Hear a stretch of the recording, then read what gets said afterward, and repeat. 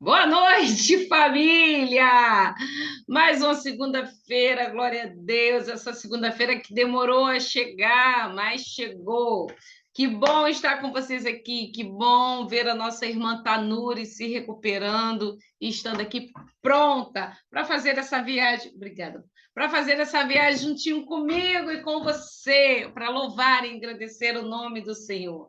Sabemos que estamos todos, hein, com grandes limitações, parados, uns trabalhando, outros no trânsito, uns doentes, outros de pé, mas o Senhor vai nos fortalecendo a cada dia e eu agradeço ao Senhor por essa família estar aqui e pela Tanuri estar nessa disponibilidade, se ajeitando, sentando, ajeitando a perna, ajeita o braço, pega a Bíblia, respira melhor para não doer tanto, mas está aqui conosco. Então, vem para cá, Tanuri, vem para cá, porque é com o coração cheio de alegria que a gente faz essa viagem junto com você. Tá com você, minha irmã? Vem para cá que o Senhor continue derramando as bênçãos dele sem medida na sua vida. Amém. Amém! Glória a Deus. Boa noite, meu povo, povo lindo de Deus. Obrigada pela sua companhia aqui nessa noite. Como é bom ver vocês. Obrigada, Rô, Lu. Não consigo ver todo mundo. Tivandão, Laninha, Lila, Tatiana. Muito bom ver vocês aqui. Mônica Souto, mais uma vez, gratidão, minha irmã, por essa acolhida maravilhosa que é só sua. Vamos orar? Com muita luta chegamos aqui, vamos viajar, hein? Porque essa viagem é eletrizante, porque é na palavra do Deus vive. Eu quero agradecer aqui também a acolhida do meu irmão e da minha cunhada, que estão aqui me recebendo na casa deles para a gente poder fazer essa viagem.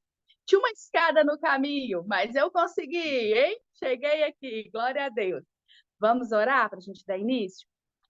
Pai querido, nós te adoramos porque não há ninguém como o Senhor, em graça, em favor, em misericórdia, em bondade, em amor. Muito obrigada por esse amor generoso que nos acolhe em todo o tempo. Não importa se são dias de tempestade ou de bonança, tu és conosco. A tua presença nos garante, Pai, a segurança e a vitória. Nós queremos te louvar porque estamos aqui nessa conexão contigo pela tua palavra e uns com os outros. E nós pedimos, Espírito Santo, fala ao nosso coração mais uma vez. Nos ensina, abre a mente do nosso entendimento para compreender e receber os tesouros que o Senhor tem para cada um de nós nessa noite, através da tua palavra viva, eficaz e poderosa. Que ela ache lugar em mim, em cada um dos que estão aqui, naqueles que ouvirão essa palavra em outro momento. Que o Senhor mesmo faça-se cumprir todo o teu querer através dela. Em nome de Jesus. Amém! E a viagem eletrizante, meu povo, passa rápido, hein? É que nem trem-bala. E nós estamos viajando com nada mais, nada menos do que Jacó! Não, é José, é o filho do Jacó, é José o sonhador, é José do Egito. E depois de tanta treta, como diz Mônica Souto, José agora se encontrou com o pai dele. Estamos em Gênesis 47, vamos localizar aí. José já se encontrou com o pai, se acabou de chorar nos braços do pai. Foi aquele momento tão lindo. Nós tivemos aqui na última segunda que a gente conseguiu, né, Mônica? Ter a live, teve esse encontro lindo aí de José com seu pai. E Jacó viu se cumprir a promessa de Deus, mesmo sem saber. Ele não sabia que o filho estava vivo, mas Deus deixou Jacó, né, ali quietinho, sem saber o que estava acontecendo com José, mas deixou ele receber essa bênção ali, ó. Antes, pouco antes dele partir para a glória, para junto do Pai, ele pôde ver seu filho. Ele pôde tocar no seu filho, abraçar o seu filho, reencontrar com o seu filho. Como Deus foi generoso. Segurou o coração de José todo esse tempo. José passando tanta aflição na casa de Potifar, na prisão, pensando no pai, mas a hora chegou. A hora chegou do encontro. Em Gênesis 47, a gente viu aí, nós conseguimos, né, ver um pouquinho aí do início de Gênesis 47, que tudo Deus preparou para Jacó e a família toda. Era gente demais, não era não? uma caravana incontável. Em tempo de seca, em tempo de fome, Deus provedor, não deixou faltar nada. O que a gente viu aí? Até a profissão deles, que era mal vista no Egito, né, como a gente leu, criador de ovelhas, de gado, de rebanho, não tinha valor e não era bem visto no Egito. Mas Deus deu para eles a melhor terra do Egito, fez com que Faraó abrisse o coração. Disse: não, José, sua família? Peraí, é o melhor do Egito que nós vamos servir a sua família. Faraó era muito grato a José por tudo que ele tinha feito. Ele estava salvando não só o Egito, como todo mundo daquela época da fome, através da sabedoria do alto. Ei, não é qualquer sabedoria, não. Foi a do Espírito Santo, do próprio Deus que deu a José estratégia para armazenar a comida, estocar em celeiros as sementes. E no tempo de seca, de fome, eles tinham, não só para eles, como para as outras nações. Vocês já pensaram como que o Egito cresceu nesse período? Pensa cá comigo. É a questão da oferta e da procura. Só tinha comida no Egito. Todos os outros povos só conseguiam comprar a comida do Egito. Então, Faraó levantou uma fortuna incalculável nessa época. Se já era um império, agora, hein, Lu? Aí que o homem ficou rico mesmo, que cresceu e prosperou. E a vida de José foi essa estratégia que Deus deu, né? Não só para colocar José no lugar onde ele tinha prometido, de líder, de governo, como o Senhor tinha falado com ele, desde quando ele sonhava lá deitadinho na caminha dele, na casa do pai dele, um jovem novinho de 17 anos, ali sonhando. Deus cumpriu o que ele tinha prometido, mas também Deus usou a vida dele para promover a bênção do Senhor sobre aquelas nações, sobre os povos. E principalmente para os israelitas, a nação santa escolhida, Deus queria preservar todos eles. É por isso que José chegou àquela conclusão: olha, meus irmãos, vocês fizeram errado mesmo. Mas deixa eu contar uma coisa para vocês: foi Deus que me mandou para cá diante de vocês. Deus não desperdiça nada. A inveja dos irmãos, toda a sofrência que José passou naquele Egito, nada foi desperdiçado. Deus usou tudo para promover a bênção dele sobre a vida de José e sobre todo o povo dele. Deus converteu o que era mal em bênção. Ei, anota aí, não importa qual for a luta, tem Lu em Rô. Não importa, Deus é poderoso para converter todo mal em bênção. Vai ser treinamento, vai ser fortalecimento na sua vida. Você vai aprender com esse vento forte que está soprando aí. Suas raízes vão ficar mais fortalecidas, hein? Não vai ser qualquer chuvinha que vai te abalar, não. O Senhor usa tudo. José foi treinado na dor, ele foi aperfeiçoado. E a coisa mais linda que a gente vê em José, o caráter dele foi apurado ali. Ele não mudou, hein? Da cadeia ao palácio, José era o mesmo homem fiel a Deus. Eita coisa linda! Mas aqui a gente viu, eu quero que você lê comigo o verso 7. Então José levou seu pai, Jacó, ao faraó e o apresentou a ele. Depois, Jacó abençoou faraó. Vamos fazer uma pausinha aqui? Gente, que coisa linda! Israelita não tinha valor nenhum. Ele estava diante de um rei, um faraó de toda uma nação, de um império. E Deus faz Jacó entrar naquele lugar. Jacó fala com ele: pode ir para o Egito sem medo, eu vou estar com você. Eu subo ao Egito com você. E todas as promessas que eu fiz a você vão se cumprir. Nenhuma vai falhar, hein, Jacó? E agora Deus coloca Jacó na sala do trono. E ele é quem abençoa Faraó com a bênção de Deus. Coisa linda! Às vezes, alguém pode olhar para a gente e achar alguém sem expressão, insignificante. Nós temos o título mais importante de sobre a terra, hein? Eu e você. Somos chamados de filhos do Deus Altíssimo. servos do Deus Altíssimo. Muitas vezes, talvez, Deus vai nos dar a oportunidade, quem sabe, de nos colocar diante de autoridades dessa terra, diante de poderes dessa terra, de pessoas influentes nessa terra. Mas nós temos algo a oferecer que dinheiro não compra, que fama, que sucesso não compra, que posição social não compra. A bênção do Senhor. Essa é a maior bênção, foi a bênção que Deus falou com Abraão, hein? O avô de José. Eu farei de você uma bênção nessa terra. Através da sua vida, as famílias serão abençoadas. Quando nós dissemos aí, quem é que tem aí? Eu espero que todos aqui, hein? Esse princípio de honra, de pedir a bênção aos pais. Aqui na terrinha em Minas, a gente fala, bênção mainha, bênção pai. Pedir a bênção. Isso é um princípio bíblico.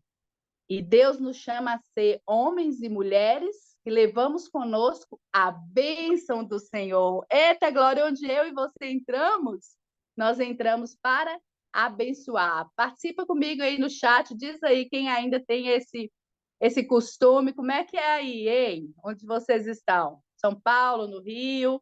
Ainda pede a bênção, Lu? Como é que é, Mônica? Coisa boa, né? Permitir que sejamos abençoados pelos nossos pais. Quando o pai e a mamãe falam, Deus te abençoe, recebe, isso é poderoso, hein? Deus livra muitos filhos assim. E aqui, então, a gente vê, olha que lindo, a Lila falou que os filhos dela pedem. Quando vai viajar, Mônica? Amanhã tu vai acordar cedinho, vai pedir a bênção, tá bom? Tá na hora, Laninha. Esse é um costume de honra, de princípio de honra que vale a pena a gente introduzir na nossa vida. É maravilhoso. Quando a gente abre a boca, como diz a madrinha Ana aí, hein? Profetiza, profetiza. Diga para os seus filhos. Os filhos pedem, né, Mônica? Que lindo. Quando você diz, Deus te abençoe, Deus te guarde, Deus te leve debaixo da proteção dele e te traga. Muito bem, Lu. Os filhos pedem também, a Lu está dizendo aí. Ai, que lindo, Tati. Tá vendo só? Olha aí. Glória a Deus por isso. Vale a pena. Abra a boca, profetiza sobre os seus filhos. Sua mãezinha te abençoava, hein, Rô? Glória a Deus. A bênção ficou aí, hein, Rô, sobre você. É abençoada. Então, nós sabemos que a palavra, a própria Bíblia, em Provérbios, a gente vê isso, né? O que o homem diz ou pensa de si, assim é. E que a nossa palavra, ela tem poder de morte ou de vida. Então, que na minha boca e da sua boca só saia palavras de bênção, que ordene a vida por onde nós passarmos. Amém? E aqui Jacó, então, abençoa Faraó. No verso 11, José instalou o pai e seus irmãos na propriedade melhor da terra do Egito. Esse é o nosso Deus, hein? Depois de tanta luta que esse homem passou, não só ele está sendo honrado, toda a sua parentela. A bênção de Deus, ela multiplica. Deus não é Deus de represa, é Deus de rio que corre, que jorra, de fonte. Ele nunca dá uma bênção, pode ter certeza disso, anota isso aí, hein? Lila está falando que a mãe dela ensinou isso. Muito bem. Deus, ele não quer que você, ele não vai te dar uma bênção para você reter só para você. Ah, essa bênção é só da Lu. Ele te abençoa em algo específico, sim, Lu, mas você pode ter certeza que a bênção que Deus te der vai chegar em outras vidas. Vai transbordar, alguém mais vai ser beneficiado. É assim na nossa vida, hein, Tati? Deus te dá uma cura, Deus te dá uma vitória, te dá uma bênção, e essa bênção vai transbordar, vai encorajar alguém, vai fortalecer alguém, vai trazer luz para a vida de alguém. Deus, ele é Deus de multiplicação. Glória a Deus por isso. E aqui toda a parentela de José é abençoada. Todos, até os irmãos que fizeram mal para ele, Cíntia, até. Não fiquei ninguém fora da bênção, porque o Senhor, ele não é como homem, hein? Deus, ele não tem interesse na condenação, ele tem interesse na salvação do homem. Quando José encontrou com seus irmãos, ele pôs os irmãos à prova. Pôs ou não pôs? Colocou os irmãos à prova. Ele fez teste com eles, mas ele não estava com plano de vingança. Ele queria sondar o coração dos irmãos, ele queria ver se os irmãos tinham se arrependido, se eles tinham aprendido a lição, e foi lindo, porque naquela hora foi o confronto desses irmãos com eles mesmos, eles tiveram que cair para dentro deles e reconhecer: nós cometemos um pecado, nós pecamos contra o nosso irmão José, nós fizemos o que era mal aos olhos de Deus, e eles tiveram que passar por essa prova de dizer: com Benjamim não será assim. Coisa mais linda foi os irmãos dizerem assim: ó, fique a gente preso, mas deixa Benjamim livre. Essa era a prova do arrependimento real. Não era só com consciência pesada, não, era arrependimento sincero, porque houve uma atitude de transformação. Quando é só remorso, lembra que a gente falou sobre isso? O remorso faz a pessoa se sentir mal, ela se sente pesada, culpada, mas passa. E a pessoa não muda. Ela recai no mesmo erro. Arrependimento, não. Arrependimento é uma conversão. Está indo numa direção, converte. Foi para outra direção. Eu não quero mais andar nesse caminho. Eu não quero mais essa prática na minha vida. O arrependimento genuíno gera transformação. E os irmãos de Jacó viveram isso. E a bênção foi sobre todos eles. Eles tiveram a melhor terra, eles prosperaram, eles comeram do melhor do Egito, o que Deus prometeu a José, transbordou sobre toda a parentela dele. Vamos seguir aqui no verso 13? Não havia mantimento naquela região. Todo mundo estava perecendo da mesma crise. Foi uma crise que começou e se espalhou por todo mundo daquela época, pois a fome era rigorosa, tanto no Egito como em Canaã. Desfaleciam por causa da fome. Era um tempo de morte, era um tempo de perda, era um tempo de desolação. Em todos os lugares, eles viam tudo que tinha minando, se acabando. E o que aconteceu? José disse: traga então os rebanhos. Verso 16, verso 15, vamos ler o 15 primeiro? Quando toda a prata do Egito e do Canaã se esgotou, não tinha mais dinheiro, hein, gente? Acabou, ó, money, não tinha mais, acabou tudo. Acabou a prata, todos os egípcios então foram suplicar a José: dai-nos comida. Ei, tem coisas essenciais, primordiais na vida do homem que vale mais do que dinheiro, do que qualquer coisa. Era questão agora de sobrevivência. Muitas vezes as pessoas dizem assim, ó, deixem os anéis, hein? E fiquem os dedos. Foi justamente o que os egípcios passaram aqui. Eles começaram, então, toda a prata já tinha ido embora, e eles pediram a José: dai-nos comida, não nos deixe morrer, porque a nossa prata, o dinheiro acabou. José disse, então: traga seus rebanhos. Foi-se o dinheiro, agora tinha o gado, tinha o boizinho, a vaquinha lá no curral, hein? Traz então o rebanho. Olha como que Faraó e o Império Egípcio cresceu aqui. Então, eles trouxeram os rebanhos em troca de comida, cavalo, ovelhas, bois, jumentos. Durante um ano inteiro, ele trocou os rebanhos por comida. O ano passou, hein? Verso 18, acabou aquele ano. E eles voltaram a José dizendo: agora nós não temos mais gado, não temos mais nada. A prata acabou, o rebanho acabou, e a única coisa que nós temos é os nossos próprios corpos e a nossa terra para oferecer em troca de comida. E eles pedem aí no verso 19: não nos deixe morrer, que as nossas terras agora pertençam diante dos teus olhos. Né? Eles estavam dizendo: vão negociar a terra? Compra a terra nas nossas mãos. É o que a gente tem agora, é a nossa propriedade. Para sobreviver, filho, qualquer coisa está valendo aqui, né? Eles estavam entregando tudo para ter o alimento. Então, o que acontece aí? Eles pedem: dai-nos sementes para sobrevivermos, para não morrermos de fome. a fim de que a terra não fique desolada. Eles queriam, além de vender a terra, eles queriam o direito de plantar nessa terra, voltar a cultivar, eles precisariam, então, das sementes. No verso 20, José, então, comprou todas as terras do Egito para Faraó. Virou posse agora total de Faraó, todas as terras. E eles venderam seus campos para não morrer de fome. A terra toda agora era propriedade de Faraó. Verso 21. Quando o povo, né, quanto ao povo, José colocou, aqui a palavra é como se eles começassem então a servir Faraó, trabalhar para Faraó. De uma outra extremidade do Egito, eles passaram então a plantar com uma porcentagem para Faraó. Eles tinham o direito de ficar na terra, mas a terra já não era mais deles. Vocês já ouviram a palavra arrendamento? Quem já ouviu aí, coloca aí no chat. É a mesma coisa.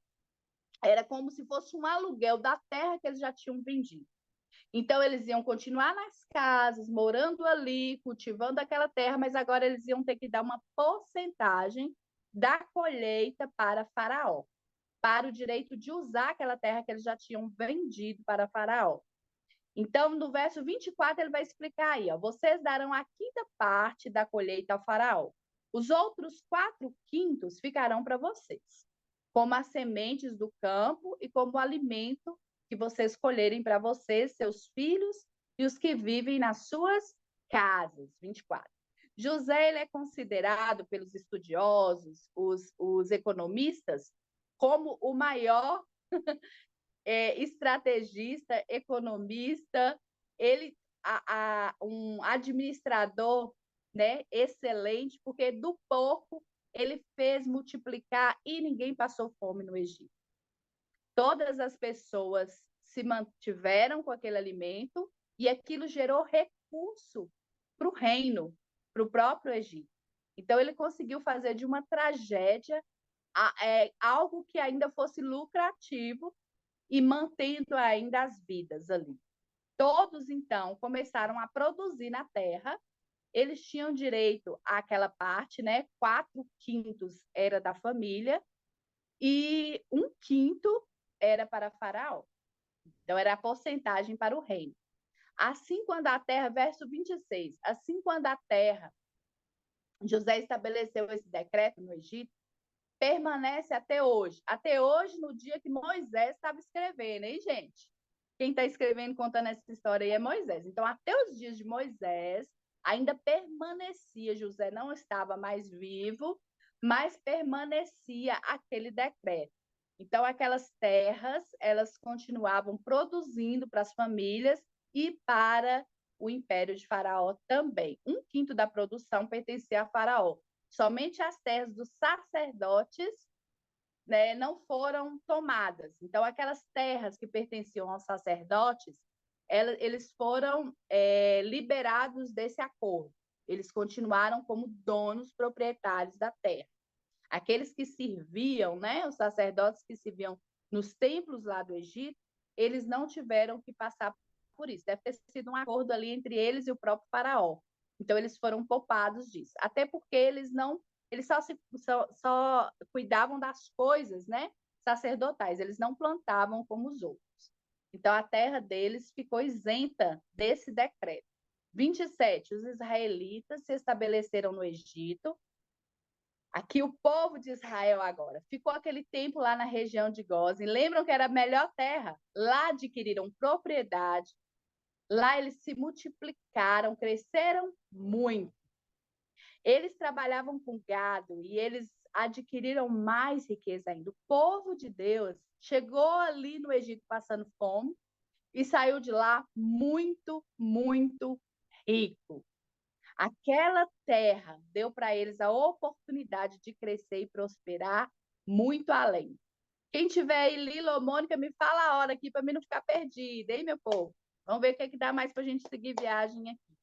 Verso 28. Jacó viveu 17 anos no Egito. Vamos fazer as contas. Faraó perguntou para ele, quantos anos o senhor tem? Quando ele foi abençoar Faraó. Ele falou assim, ó, Mônica, na maior tranquilidade, 130. Só. E ele fala, e olha que eu vivi pouco diante dos meus antepassados. Eles viveram muito, eu só tenho 130 aninhos. E aí, então, agora a gente tem essa informação que Moisés deixou registrada aqui para a gente. Ele viveu mais 17 anos ali, Mônica, crescendo, prosperando, aumentando o gado, vendo os netos, os filhos dos seus filhos, os filhos dos filhos dos seus filhos. O homem viveu muito. Deus é bom, hein?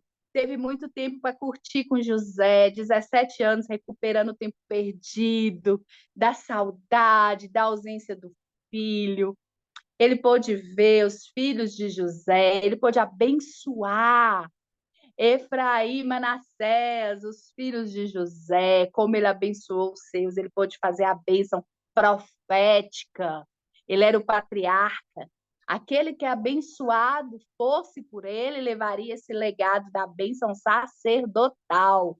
E ele fez isso. Isso mesmo, Tati já fez a conta aí, Tati Castro. 147 anos. No verso 28, Moisés vai trazer essa informação apurada para a gente.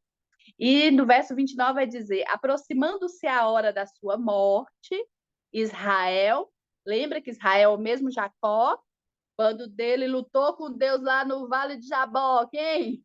Ô luta, a luta da carne, de medo, de angústia, e Deus dizendo, tem que confiar em mim. E ele luta ali, naquela luta extrema e até física, porque lembra que Jacó saiu dali com mancando da perna? Ele sai dali marcado. E ele sai de lá como? Com um novo nome. O Senhor falou: você não será mais chamado Jacó, trapaceiro, mentiroso. Não. Será chamado príncipe. Agora você é Israel. Agora você é um príncipe. E aqui Deus faz questão de falar dessa forma, hein? Ele vai falar, aproximando-se a hora da sua morte, Israel, o príncipe diante de Deus, porque lutou como um príncipe, chamou seu filho José e lhe disse: se quer agradar-me, filho, olha o pedido que o homem vai fazer para o filho, hein? Se tu quer me agradar, põe a mão debaixo da minha coxa e me faça uma promessa que será bondoso e fiel comigo e não vai me sepultar no Egito. Lembra desse costume estranho que a gente falou lá atrás de colocar a mão debaixo da coxa? Isaac não fez isso para ir buscar uma esposa, né? O Abraão, para ir buscar uma esposa para Isaac, pediu para o servo dele: olha, coloca a mão debaixo da minha coxa e faz um juramento. Lembra que eu expliquei que era um costume que só alguém com muita intimidade e confiança ia colocar a mão debaixo da coxa de um homem. Lá, os cabra macho lá falavam assim: não é qualquer um que vai triscar a mão de mim, não, hein? Coloca a mão aqui. E aquilo era algo, Lu, aquilo era um ritual assim muito sério para eles. Vou deixar você me tocar aqui numa parte íntima. Você coloca a mão aqui debaixo, faz um juramento, porque aqui aquilo queria dizer honra, respeito. Você vai fazer um juramento. Eu não quero ser sepultado aqui no Egito. Por que Jacó tinha toda essa preocupação? Por causa da promessa do Senhor. Ele sabia que não era aquela terra que Deus tinha dado a Abraão e a Isaac por herança, e ele aos filhos que ele daria. Ele queria a terra que o Senhor tinha dado para ele, Canaã, a terra prometida, que Moisés vai conduzir esse povo que vai ficar escravo aqui depois da história que nós estamos lendo, hein, de José. Ele vai conduzir todo o povo de Israel para a terra prometida. Não vão chegar lá todos, mas a promessa vai ser cumprida. Mas aqui, onde nós estamos situados, nesse tempo cronológico aqui da história, Jacó está perto de morrer e ele pede a José: me fazes promessa, hein, filho? Jura para mim que meu corpo não vai ser sepultado no Egito. Então, quando ele fala aí no 30, quando eu descansar com os meus pais, leve-me daqui do Egito e sepulte-me com eles. José respondeu: farei como o Senhor me pede. José ali jura da sua palavra, e assim foi feito. Jacó foi sepultado junto com seus. Mas Jacó insistiu: eu não quero só que você me fale, jura. José jurou a Israel, curvou-se apoiado no seu bordão. Todos esses símbolos aqui da época, eles têm um sentido. Quando ele se apoia no bordão do pai, ele está dizendo: eu vou cumprir, eu não sou homem de voltar minha palavra. Mesmo depois de morto, o Senhor pode confiar em mim. Eu vou fazer como o Senhor está me pedindo. Quanto tempo nós temos aí? Vamos ver se a gente consegue introduzir o capítulo 48. Estamos chegando no finalzinho, a 2 capítulos de encerrar Gênesis. Que viagem até aqui, hein, meu povo? Quanta história de Noé, de Caim, de Abel, lá desde do primeiro homem, desde a formação dessa terra linda que nós contemplamos, que o Senhor nos deu por herança. Foi passando de geração em geração e vai encerrar essa história aqui com José do Egito. Gênesis 48, vira a página aí que dá para a gente fazer uma introdução rápida, para a gente encerrar. O som tá bacana aí, Mônica? Tá beleza, gente? Algum tempo depois, então, Gênesis 48, 1. Bom, naquele dia o pai já estava sentindo que ia embora. Mas vocês já viram que eles têm esse costume? Isaac, quando pediu para jurar, quando ele estava perto de morrer, levou mais não sei quantos anos até Isaac morrer. A gente não sabe quanto tempo se passou aqui, mas diz aí, hein, Lu? Um tempo depois. Então ele estava doente, mas não estava já na hora H, não. Mas ele quis garantir, me jura primeiro, vai que eu vou embora aí, ó, e não dá tempo, hein, de pedir, fazer o último pedido, a última vontade. Alguém já pensou nisso? Eu já fui cair na besteira de falar os hinos que eu queria que cantasse no meu velório. Teve gente que não gostou, não, mas eu gostaria de escolher. A trilha sonora da minha vida eu queria que estivesse tocando lá, hein? Pois então, ele pediu, fez esse pedido aqui, né? E agora, algum tempo depois, disseram a José: seu pai está muito doente, mandou chamar José de novo, né? Ele foi vê-lo, levando consigo seus 2 filhos, Manassés e Efraim. E anunciaram a Jacó, seu filho, e ele foi ver, né, Israel. Toda hora o texto está chamando Jacó de Israel aí, né? Reuniu suas últimas forças e sentou na cama. Jacó sabia que aquela era uma hora muito importante. Ele ia fazer o quê? Abençoar. Passar a bênção, o legado, hein? Então ele senta na cama, verso 3, disse Jacó a José: o Deus Todo-Poderoso, o meu Deus, apareceu-me em luz na terra de Canaã e ali me abençoou. Lembra quando o Senhor apareceu a Jacó a primeira vez em luz? Quando ele não conseguiu dormir, a cabeça estava num travesseiro que era uma pedra, ele estava apavorado com medo de morrer, ele tinha feito algo, né? Ele tinha deslizado aí, tinha dado tinha feito uma trapaça com o irmão, tinha pisado na bola, como a gente diz. Aí ia vir as consequências agora, ele estava com medo de ser morto, estava fugindo. E Deus aparece para ele justo na hora de maior fraqueza dele. Parou para pensar isso comigo? Deus não é como a gente, que às vezes quando alguém erra, pisa na bola, a gente aponta o dedo para julgar. Não. Deus foi atrás de Jacó. E Deus queria que Jacó desse licença, lugar para ele na vida dele, para fazer tudo que Deus fez na vida de Jacó. E Jacó está lembrando disso agora. Na última hora ele está lembrando, eu lembro o dia que Deus me encontrou. Ele está dizendo, eu lembro como eu estava, eu lembro a situação que eu estava e ele me achou. Ele me apareceu e ele me prometeu que ia me abençoar. Quanto tempo aí, Mônica? Deixa eu ver se dá para encerrar esses 2 versos. E aqui ele disse, ó, ali ele me abençoou, dizendo, eu te farei multiplicar. Obrigada. 3 minutinhos, estamos encerrando, meu povo. Ele está contando para o filho de novo a história. Ele estava rememorando a sua própria história, ele estava revisitando momentos que foram marcos na vida dele. Você se lembra de momentos que foram marcos na sua vida até aqui? Vou deixar essa para vocês pensarem, hein? Quando foi que você sentiu o toque do Senhor? Em que situação que você lembra? Ele veio me encontrar, ele me consolou, eu estava apavorado, eu estava com medo, o meu coração estava duro, eu não acreditava em mais nada. Ele veio e soprou um vento fresco. Lembra aí, anota aí, hein? Depois eu quero que vocês me contam. Quem é que... Tem muitos momentos que Deus nos marcou. Mas Jacó estava lembrando aqui do dele, e ele disse: O Senhor falou que ia fazer de mim uma grande nação, uma descendência perpétua. E no verso 5 ele diz: Agora, pois, os seus 2 filhos que nasceram no Egito, eu quero que sejam considerados como meus. Ele está dizendo para José: coloque esses meninos aí como se fossem meus. Eu quero que eles sejam abençoados. Por quê? Porque Jacó agora vai transmitir a benção que ele teria que dar um filho para um dos seus netos. E a gente vai ver isso na próxima viagem eletrizante. Deus faz tudo diferente do imaginário. A gente talvez pensou vai ser para José. Não, o velho Jacó vai surpreender todo mundo de novo. É ele, é Deus. Deus faz como quer. Amo viajar com vocês. Até a próxima segunda, se o Senhor assim nos permitir. Vamos estar juntos aqui para ver o desfecho dessa história maravilhosa. Gênesis, o livro de todos os começos. Muito obrigada pela sua companhia.